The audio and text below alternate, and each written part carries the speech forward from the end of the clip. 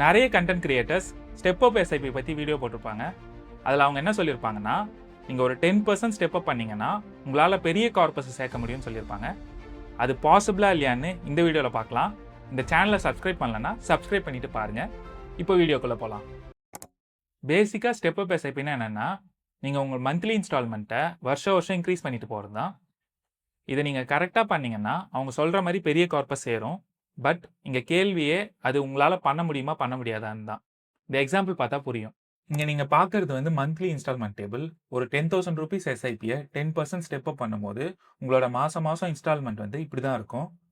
இதில் பார்த்தீங்கன்னா உங்களோட 15th இயர்லேயே உங்களோட இன்ஸ்டால்மெண்ட் வந்து 4 மடங்கு அதிகமாகிடுது. 20th இயரில் வந்து 6 times அதிகமாகிருக்கு. 30th இயரில் வந்து 16 times அதிகமாகிருக்கு.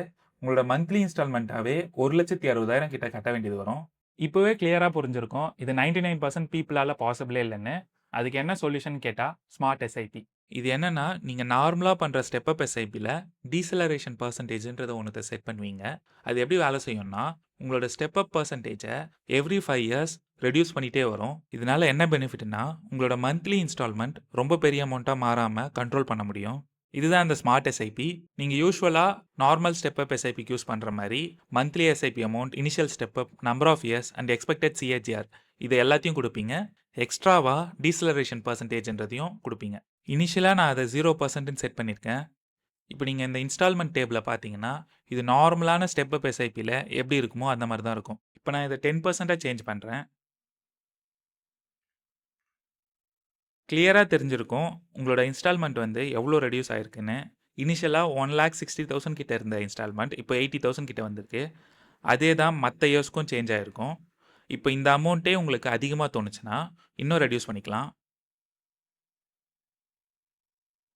ஸோ மந்த்லி இன்ஸ்டால்மெண்ட் இன்னும் ரெடியூஸ் ஆகிடும். இதை இந்த மாதிரியும் யூஸ் பண்ணலாம். சப்போஸ் உங்களோட இனிஷியல் க்ரோத் வந்து ஃபாஸ்ட்டாக இருக்கும்னா உங்களோட ஸ்டெப் அப்பை வந்து அதிகமாக வச்சுட்டு அதே மாதிரி டீசலரேஷனும் அதிகமாக வச்சிங்கன்னா உங்களோட இன்ஸ்டால்மெண்ட் வந்து ஃபாஸ்ட்டாக க்ரோ ஆகிட்டு பின்னாடி வந்து அது ஸ்லோ டவுன் ஆகிடும். இந்த மாதிரி ஸ்மார்ட் எஸ்ஐபி பண்ணுறதுனால என்ன பெனிஃபிட்னா, உங்களால் எவ்வளோ எஸ்ஐபி பண்ண முடியும்னு ஈஸியாக கண்ட்ரோல் பண்ண முடியும். அதனால உங்களோட எஸ்ஐபி கோல்ஸையும் ஈஸியாக மீட் பண்ண முடியும்.